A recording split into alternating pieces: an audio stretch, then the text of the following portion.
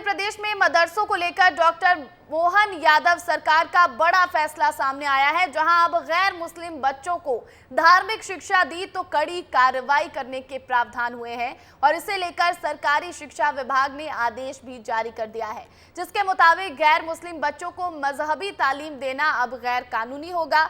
साथ ही किसी भी तरह धार्मिक गतिविधि के लिए अभिभावक की लिखित मंजूरी अनिवार्य होगी।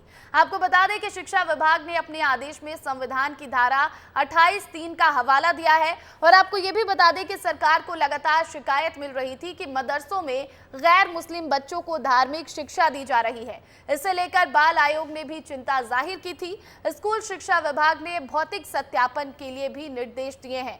अब इस पूरे मामले में बीजेपी कांग्रेस की तरफ से प्रतिक्रिया भी सामने आ गई है। तो मध्य प्रदेश सरकार ने एक बड़ा फैसला लिया है। सरकार ने एकदम स्पष्ट कर दिया है कि किसी भी रूप में हिंदू बच्चों को बरगला करके मदरसों में एडमिशन नहीं दिया जा सकेगा।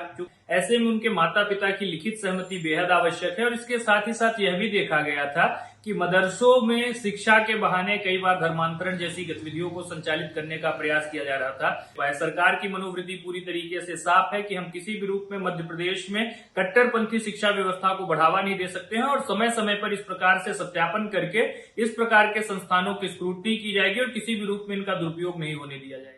मदरसा जो है सरकार के अधीन ही संचालित होते हैं। मदरसे के लिए कोई अलग से सरकार नहीं है। लगातार भारतीय जनता पार्टी की ही मध्य प्रदेश में 20 वर्षों सरकार है। हमारा स्पष्ट कहना है इस मामले में कि अगर इस तरह की कोई विसंगति है, इस तरह का कोई प्रकरण है तो सरकार जांच करे और उन्हें दंडित करे। मदरसे की आड़ में राजनीति कर रही मोहन यादव जी सरकार बताए कि आखिर इस तरह की कोई विसंगति थी, इस तरह का अगर कोई प्रकरण था तो उसको सार्वजनिक करते, दंडित करते। वहीं मदरसों में गैर मुस्लिम बच्चों को धार्मिक शिक्षा बंद करने के प्रावधान पर मंत्री विश्वास सारंग का बयान भी सामने आया है। मंत्री ने कहा कि ये नैतिक मूल्यों की बात है और इसका कानूनी पक्ष भी है। किसी भी दूसरे धर्म के बच्चे को किसी और धर्म की पढ़ाई क्यों कराई जाए, ये गलत है और इस विषय पर सरकार ने सही निर्णय लिया है। देखिए, ये नैतिक मूल्यों की बात भी है और कानूनी पक्ष भी इसका बहुत मजबूत है कि किसी भी धर्म के व्यक्ति को, बच्चे को दूसरे धर्म की पढ़ाई क्यों कराई जाए। यदि मदरसे में गैर मुस्लिम बच्चों को यदि इस्लाम की पढ़ाई करवाई जा रही है तो आपत्तिजनक है।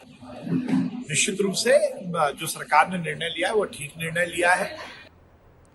वहीं मदरसों पर अब सरकार ने जो फैसला लिया है, इस फैसले को लेकर भोपाल विधायक रामेश्वर शर्मा का बयान भी सामने आया है। उन्होंने कांग्रेस पर आरोप लगाते हुए कहा कि कांग्रेस के राज में गांव-गांव स्कूल खुले होते तो ये नौबत नहीं आती। साथ ही उन्होंने ये भी कहा कि मैं सरकार के इस फैसले का स्वागत करता हूं, मुख्यमंत्री और शिक्षा मंत्री को बधाई देता हूं। मैं सरकार से मांग कर रहा हूं कि जिन मदरसों में धार्मिक शिक्षा दी जा रही है उनको सरकारी जमीन ना दी जाए और ऐसे मदरसों पर कार्रवाई भी की जाए।